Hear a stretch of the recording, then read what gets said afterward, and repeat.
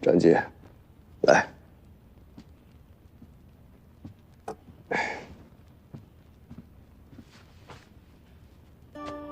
朕知道你说的有道理，但道理只是道理。行军打仗，最重要的是万不一失，明白吗？孙儿谢皇祖父教诲。哎呀，朕和他们打了30年的交道了。草原人不同于中原人，那里的女人在马背上都能生孩子，这刚生出来的孩子还没学会走路呢，便会骑马了。这才多少年，鞑靼和瓦剌又多了这么多的骑兵。朕也知道，我大明朝国力尚苏，百姓还需休养生息。朕此次用兵漠北，也是为形势所迫，不得已而为之啊。吴成侯，安平侯，大将军已经下令，中军明早清兵急进，奔袭猿人大营。啊！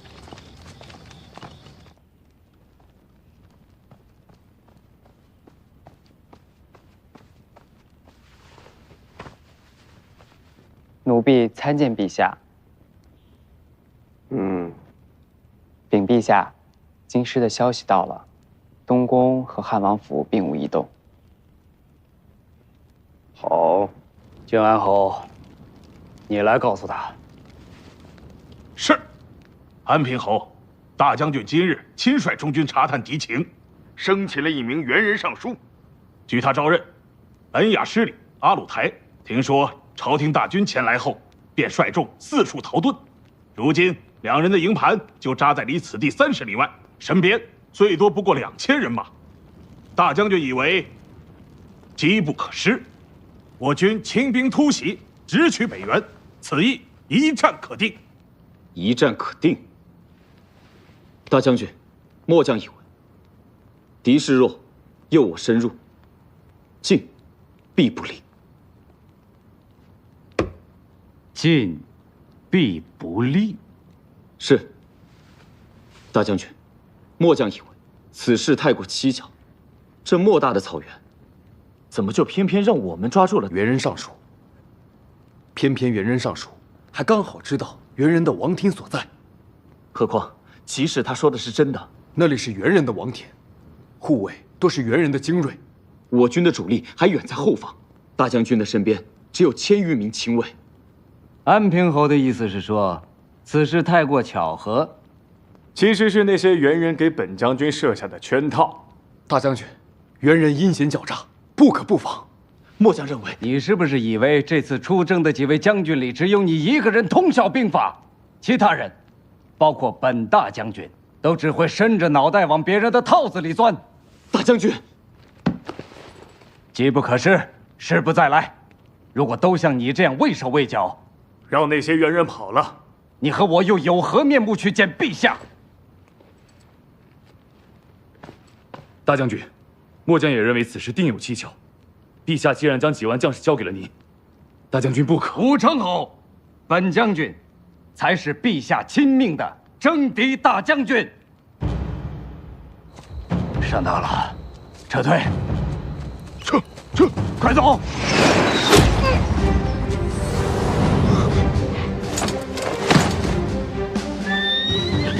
诸军听令，对！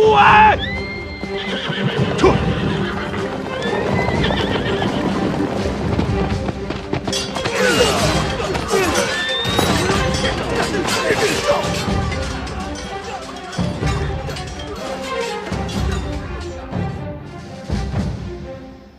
一公、四侯，明军的5位统军将军全部都来了，可士卒却只有1000多人。明军的主力未损，可朱皇帝的面子，哼，却丢得干干净净。一将无能，累死3军。美人，臣在。哎，派人快马回京，知会太子邱福丧失辱国，除其爵位，举家流放海南。我镇王忠身为副将，未能及时劝阻主将，本应同罪，念其以身殉国，除世爵，赦其家人。李远、王聪劝谏有功，均追封公爵，赐金抚恤。阵亡的士卒由兵部登记造册，一体抚恤。是。陛下，兵圣有云：“君无辎重则亡。”大军若再度出塞，深入不毛，道远人力为难，不可不预作筹谋。臣启陛下，兵部新造武钢车3万辆，可供运粮之用。大军出塞后，可每10日驻一小城屯粮，留兵驻守，以备大军往来之用。面人，让回京的人知会太子，朕决议年内再度北征。臣领旨。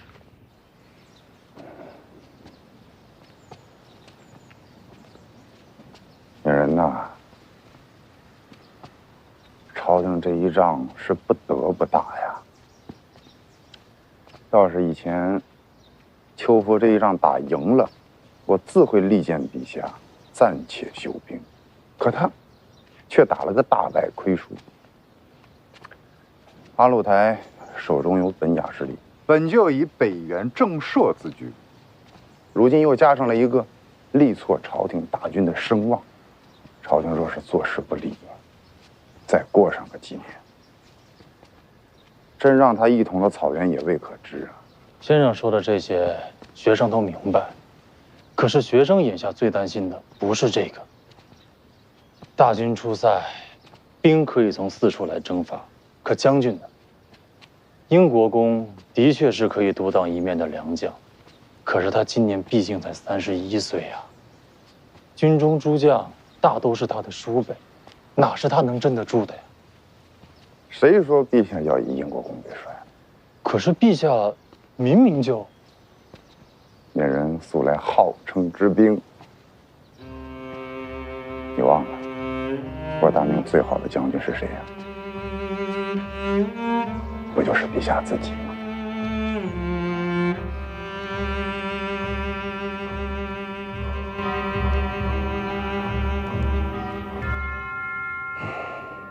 父皇已决议，亲征漠北，扩清沙漠。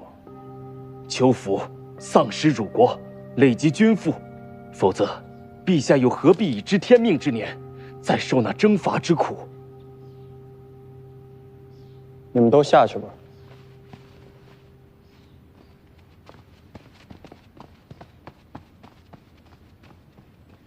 皇亲啊，臣在。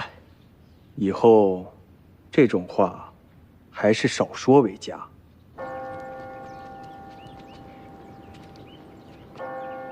朕这个皇帝不如皇考啊。皇考有26个儿子，而朕却只有3个。老大太软，老二太冲，老三又太小。如今，朕决定北伐，竟连一个替朕做道的皇子都找不出来了。陛下，你不是带了一位皇孙来吗？詹基。是啊。詹基今年才12岁。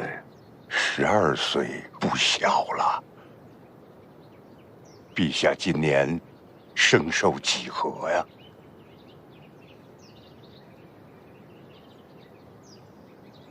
朕已经到了知天命的年纪了。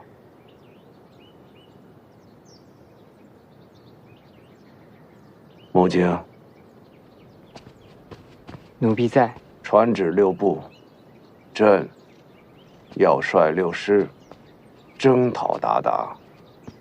朕出征后，命皇长孙镇守北京，令夏元吉兼礼、吏、兵3部及督察院事，辅佐皇长孙。奴婢领旨。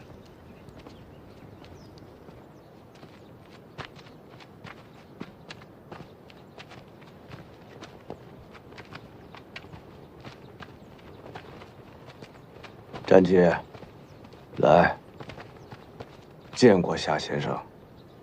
学生见过夏先生。殿下，陛下，臣如何当得起？为这，如今你已身兼4部，师宝的名分朕给不了你，但是一声先生，你还是当得起的。臣谢陛下隆恩。为这，皇长孙还小，朕走了之后，北京一干事务就有劳你了。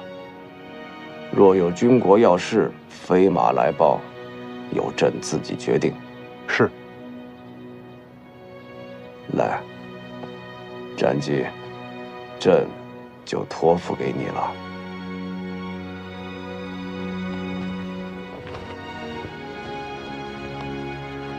臣定不负陛下所托。好，起来吧。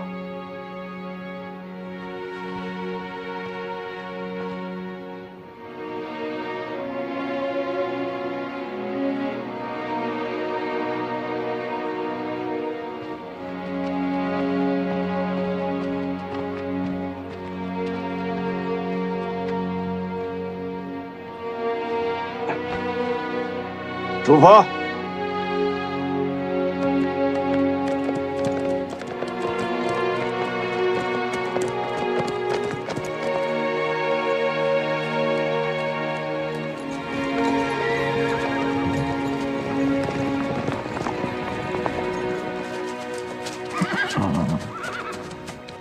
陛下，瓦剌使者到了。托罗斯托欢拜见大明皇帝陛下。王子请起。谢陛下。你是马哈木的儿子？回陛下。是。王子也是草原上响当当的英雄。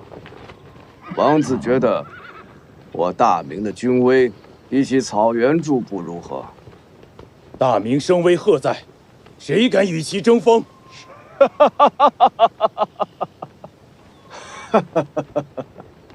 好。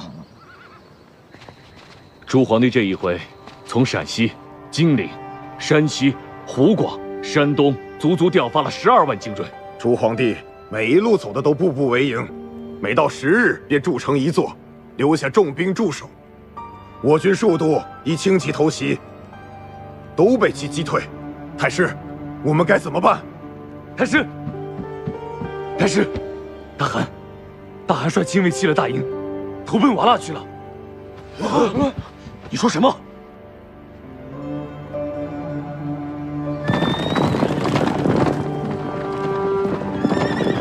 撤！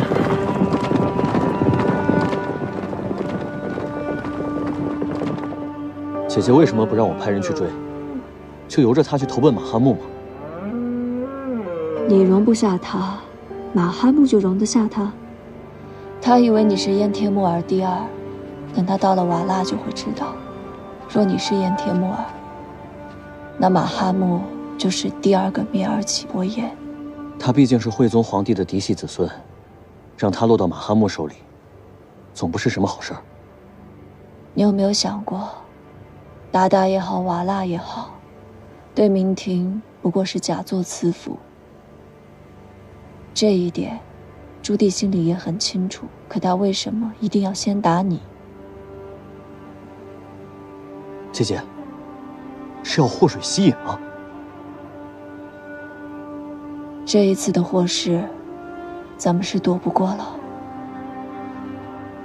可是朱棣也不见得想要对你斩尽杀绝，他想要的不过是扶弱抑强，让鞑靼跟瓦剌互相攻伐，彼此牵制。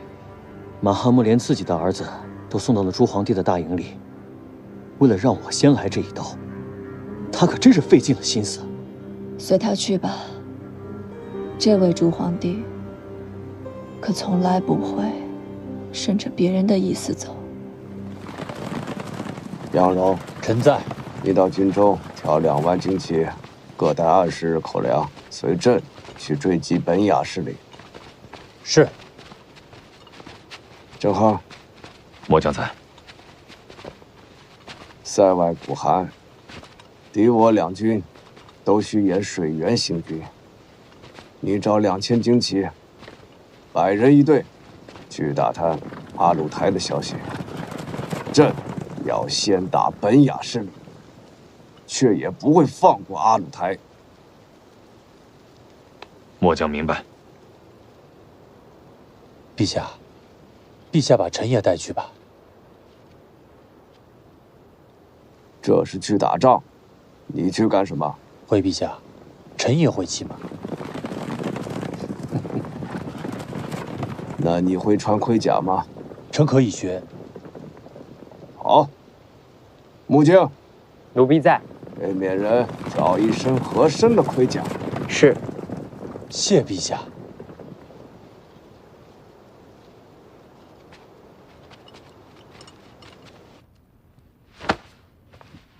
要务于成吉思汗龙兴之地。朱皇帝这次可真是大大的风光。大汗把跟随他的护卫、牧民还有辎重全都弄丢了，最后跟着他到瓦剌的只剩7个骑兵了。马哈木不动一兵一卒，白得了个便宜大汗去。朱皇帝劳师远来，最后好处竟然全被他占了。姐姐，朱皇帝还能忍马哈木多久？不知道，但他肯定咽不下这口气。开始！闹什么？开始，明军打过来！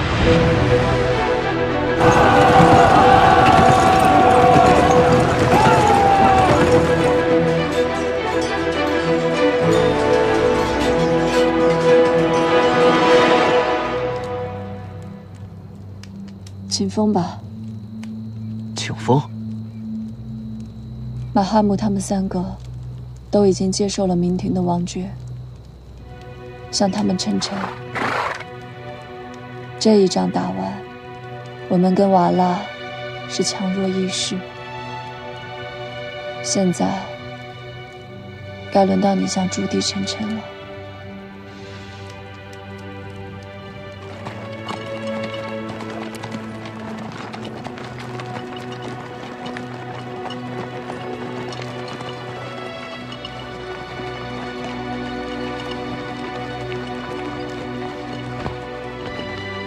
吾皇万岁万岁万万岁！回陛下，工部尚书宋礼已亲赴会同河勘测河道。户部与工部计算过，按1年内疏浚河道150里来计算，需从山东、徐州等地征发民夫30万。朝廷惯例，民夫疏浚河道者举家免租。照这样算，朝廷捐免的税赋差不多折本色110万担。会同河疏浚之后，自南向北的漕运便能直达淮安了。回陛下是。臣与宋礼还有督掌漕运的平江伯陈宣合议过，疏浚会同河还只是第一步。再过上几年，还要开凿清江铺，引运河水入淮，如此自江南到北京的水运方能南北贯通。陛下，朝廷每年由南自北运粮不下500万担，且多由海路转运，海船运粮，费用既高，风险又大，故而臣以为，户部、工部提出疏浚运河的打算，值得一试。要做就要做成，哪有试一试一说？违者，你去告诉那个宋礼，他要1年，朕便给他2年。至于你们户部提出的要捐免修和民夫税收的问题，朕也准了。只要到时候请给朕一条通通畅畅的汇通河便是。陛下，臣与送礼定不负陛下所托。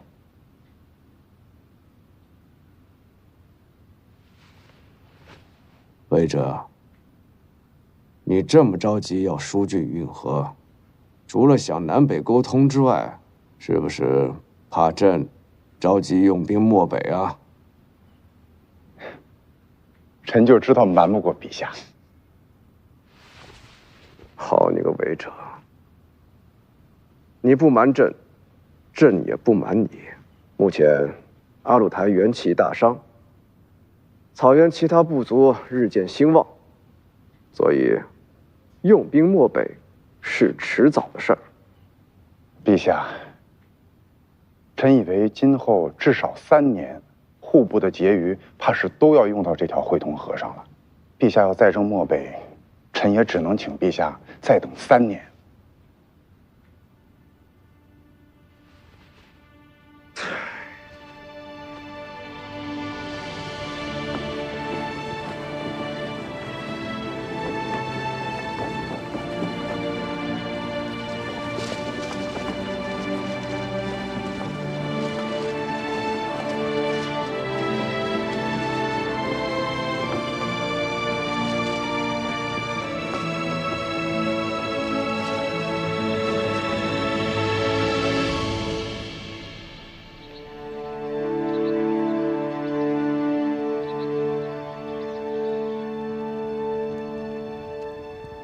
朕2年前封了战绩为皇太孙，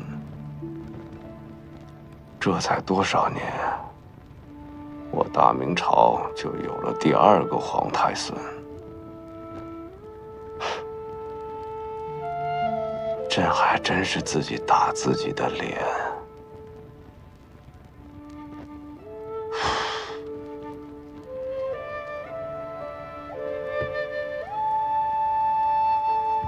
妙云啊，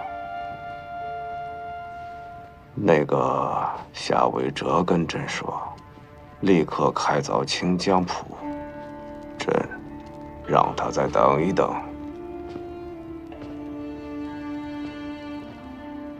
这2年，阿鲁台是老实了，马哈木的胆儿可是越来越大。这2个人，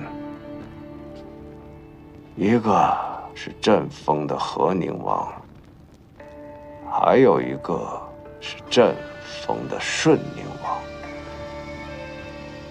名字里有和的一点都不和气，名字里带顺的一点也不恭顺。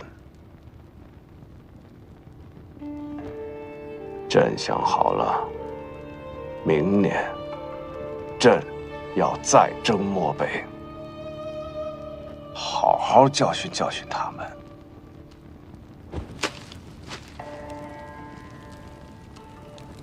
朕要走了，等下次朕再来，就是朕陪你的时候。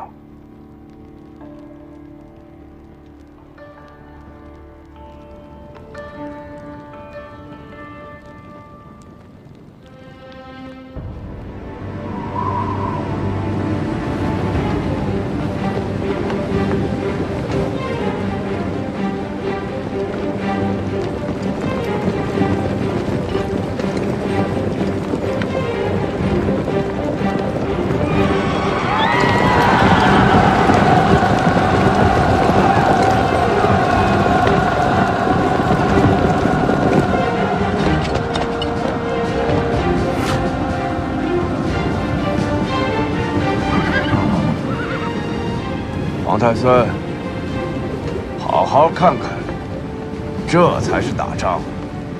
孙儿领命。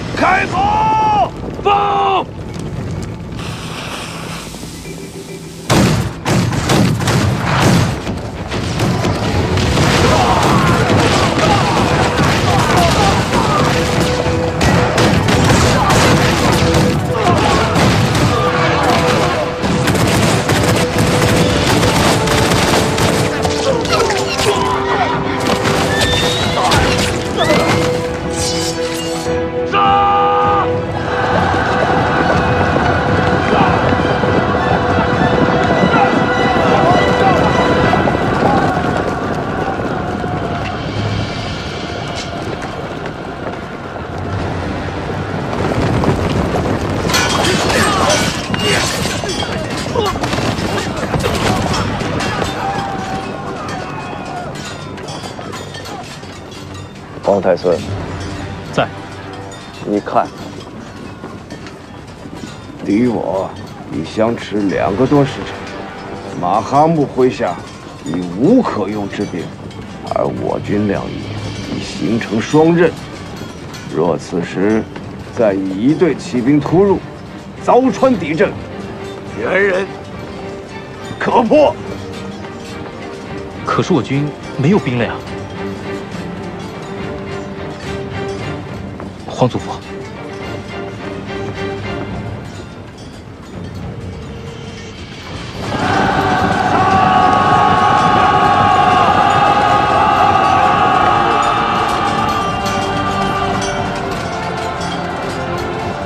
呼兰呼师温之战，明军千里远来，在野战中以游牧民族最为擅长的骑兵对决，正面击溃了号称塞外无敌的瓦剌骑兵。此役，瓦剌3万铁骑折损殆尽，马哈木兵败后，率部远遁，至死再不敢南顾。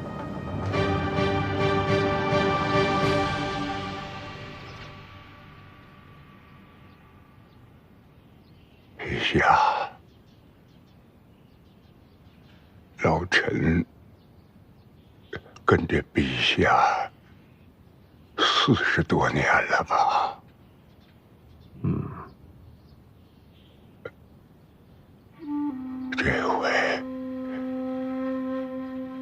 这回，老臣怕是不能跟陛下再走下去了。胡说！你这臭和尚，朕已经让御医给你看过了，你的病无大碍，别胡思乱想了。陛下，生死有命，一切皆乃天数。既然是天数，陛下虽然贵为天子，可是也救不了老臣了。只是老臣觉得这就撒手。陛下，老臣还是有些舍不得。大师，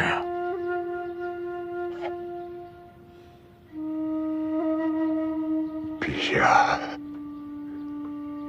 你就让老臣把话说完。陛下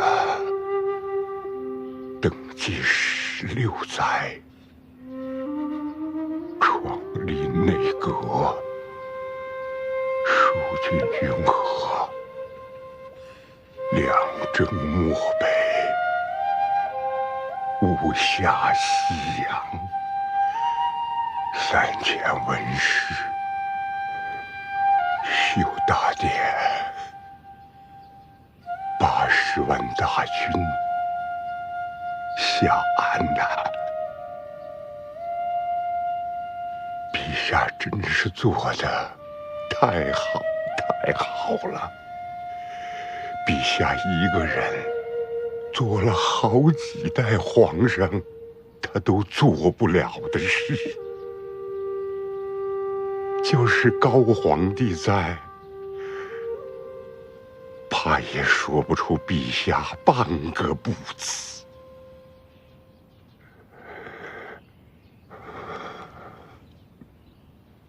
陛下，你也上岁数了，也累了，该歇歇了。你这个臭和尚，你是在给朕塑形状吗？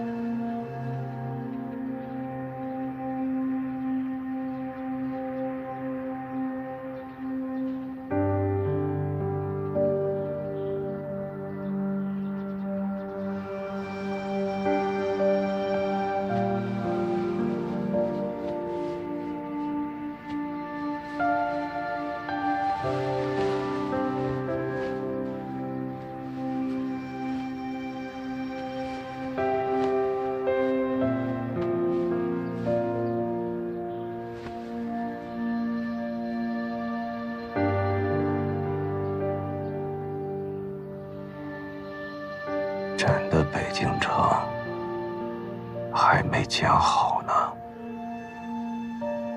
你好生休息，朕等着你帮朕把北京城建完。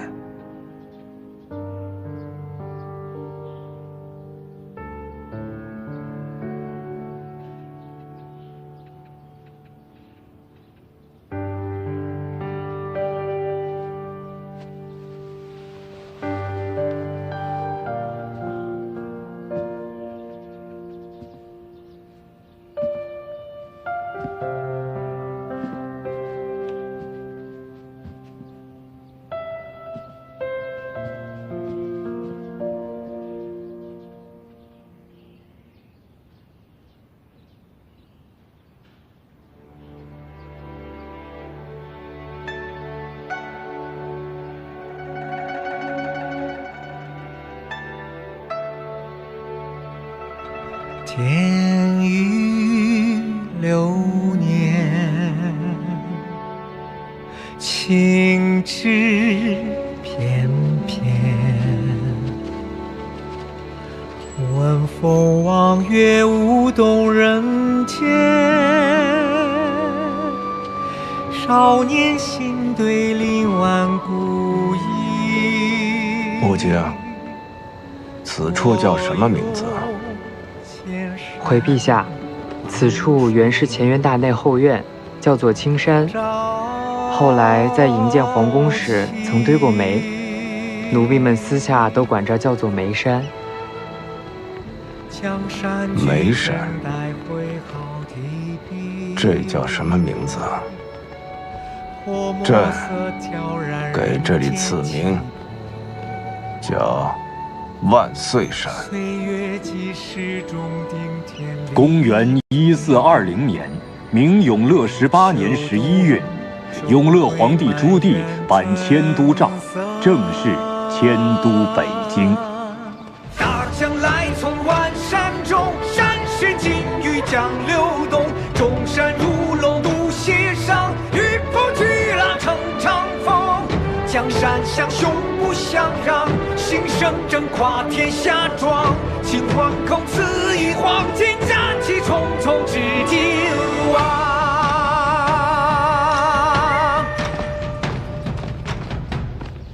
陛下，诸军皆已就位，请陛下示下。开始吧。臣领旨。陛下有旨，诸军操演。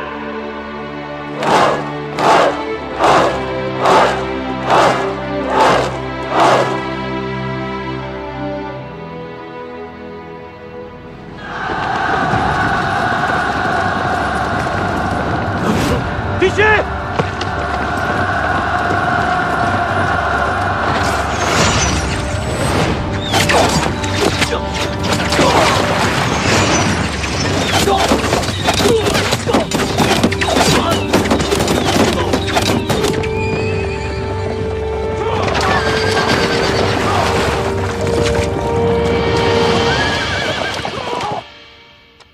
数年未来朝贺也就罢了，未请旨便出兵瓦剌，朕也忍了。如今朕刚在京师大阅三军，他便来犯边，这哪是犯边？这分明就是打朕的脸。魔镜，陛下，传令6部，朕意已决，明春，朕再伐漠北。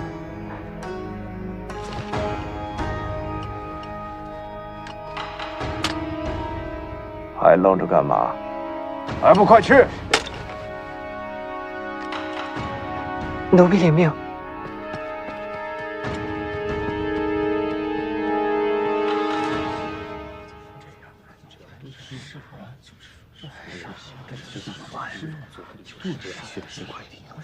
看，这哎呀，最重要全是我这，就是说呀，就是啥？是干嘛呀？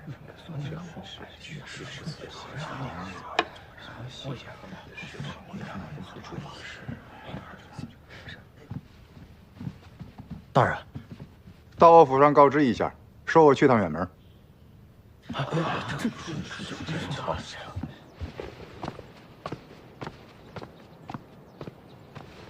先生，先生，你这是要去哪儿？自然是去见陛下。是为了北征的事吗？嗯，先生。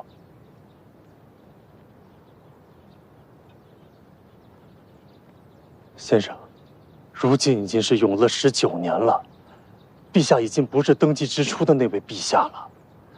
陛下如今圣寿日高，求治之心也越来越切。况且陛下的心情与高皇帝如出一辙，他拿定了主意的事情，谁也都劝不动啊。已经永乐19年了，先生。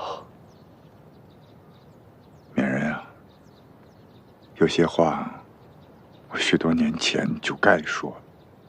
先生，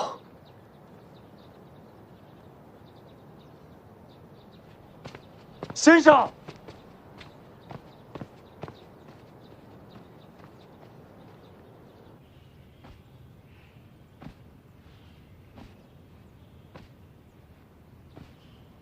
韦哲是说，让朕暂缓用兵。回陛下，彼年事出无功，军马储蓄失丧8九，且国家灾省迭作，内外俱疲，况圣公少安，尚需调护。臣以为，此非陛下亲征之时。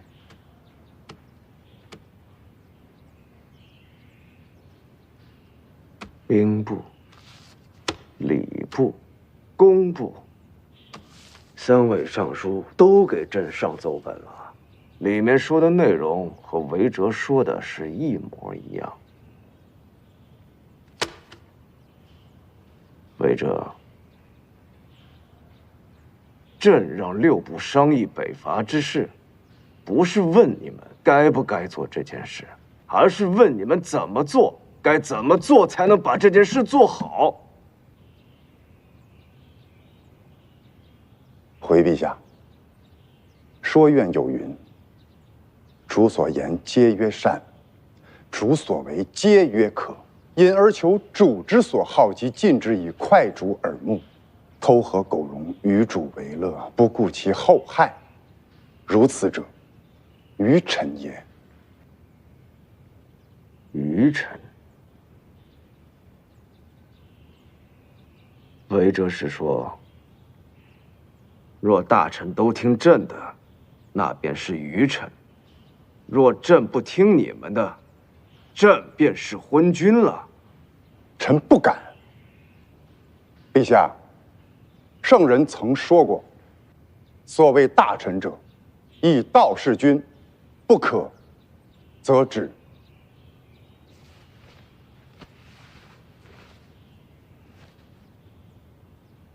以道事君，不可则止。那韦哲倒说说看，此次朕北征，有何不可？陛下可曾看过臣的奏表？如今国库空虚，百姓疲弊，高皇帝亦有云：“我大明乃是和百姓共天下。”陛下，该让朝廷和百姓歇一歇了。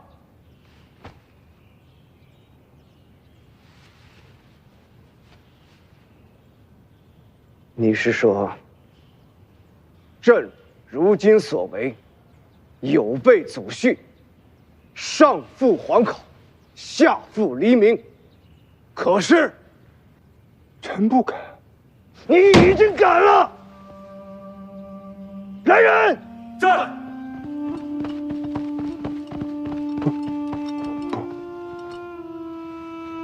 把这个无父无君的狂徒拿下！陛下，还愣着干什么？是，不用了。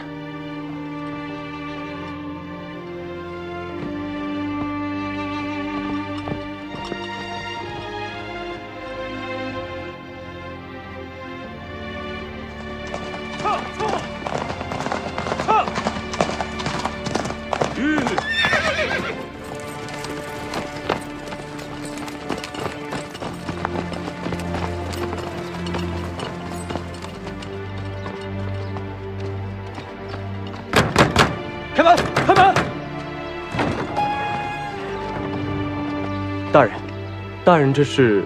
锦衣卫奉旨抄家。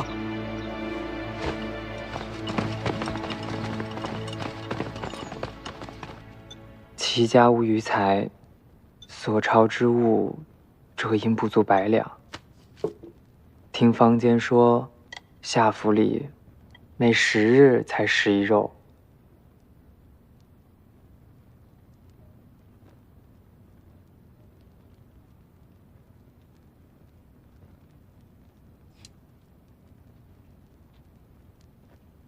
连肉都吃不上了。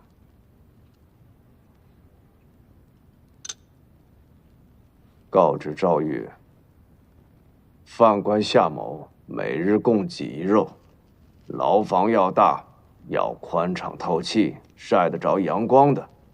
冬日里每日供给炭火，逢年过节的时候，粽子汤圆一样都不能少。是。